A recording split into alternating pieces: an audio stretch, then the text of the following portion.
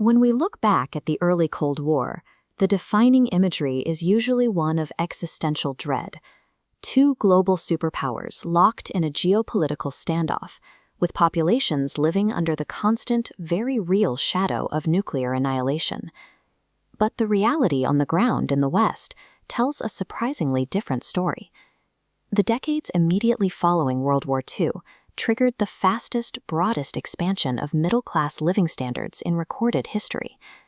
Capitalist nations began adopting policies that a decade prior would have been dismissed as radical socialist fantasies.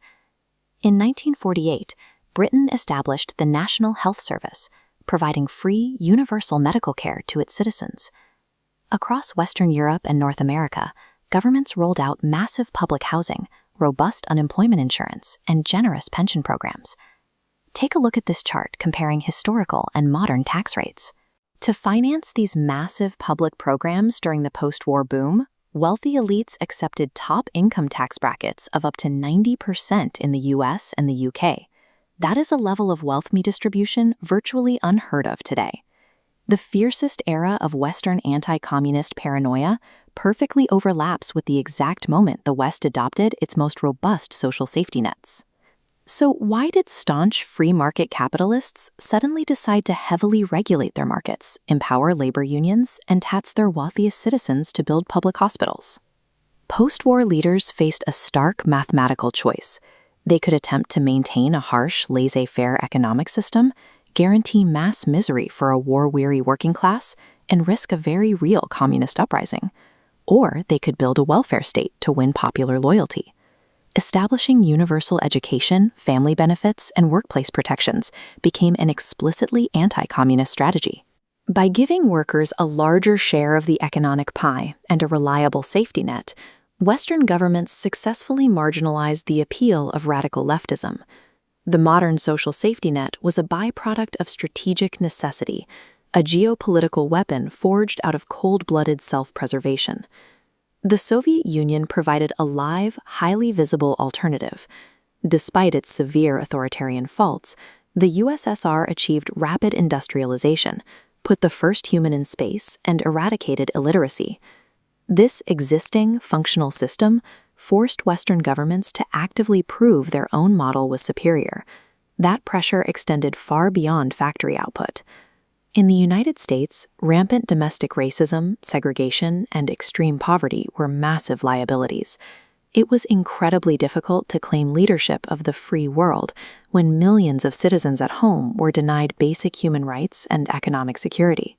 The international embarrassment of failing to guarantee basic social benefits ultimately forced the U.S. establishment to concede to the civil rights movement and launch the massive, sweeping anti-poverty programs of the 1960s Great Society. If the communist bloc could house and heal its citizens, the richer American nation had to match it. But there is a hidden, global cost to this domestic compromise, outlined by a concept known as the labor aristocracy. First articulated by Vladimir Lenin, this theory suggests that workers in wealthy nations are effectively bought off by their governments. During the Cold War, Western economies extracted massive super profits from Asia, Africa, and Latin America. As this wealth arrives in the West, it funds higher wages and robust social programs. Effectively, wealthier working classes received a bribe, paid by resource extraction abroad. The celebrated golden age of Western capitalism was highly localized. It was a domestic compromise forced by a foreign adversary, subsidized by unseen global exploitation. By 1991, the ideological standoff ended abruptly. The collapse of the Soviet Union and the Eastern Bloc removed the world's superpower-scale experiment in socialism.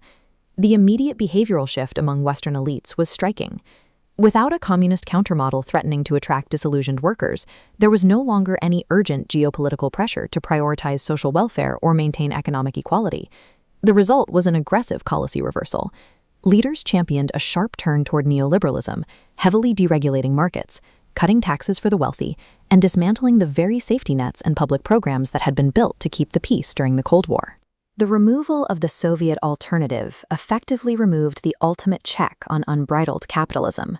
The social progress enjoyed by Western workers was largely tied directly to the looming threat of a rival system. While one economic system triumphed over the other, The victory was superficial. Our political debates often ignore the material floor upon which every ideology is built, the physical reality that neither the US nor the USSR could ever fully escape. Many far-left critics dismiss modern welfare programs, like food banks or public health care, as mere crumbs designed to pacify the masses. But for the people relying on them, those safety nets save lives daily. They are practical, hard-won stepping stones that require fierce defense, even as we acknowledge they don't solve the underlying physical disparities of the globe. Moving beyond ideology means grappling with the material world. Factors like geography, climate, and weather patterns are the true bottlenecks to human development, setting the limits of what any social system can achieve. Consider Antarctica. It is a massive continent, theoretically rich in mineral resources. Why does it have absolutely no indigenous human population or economic development? Antarctica is not kept down by capitalist exploitation, colonialism, or poor trade policies.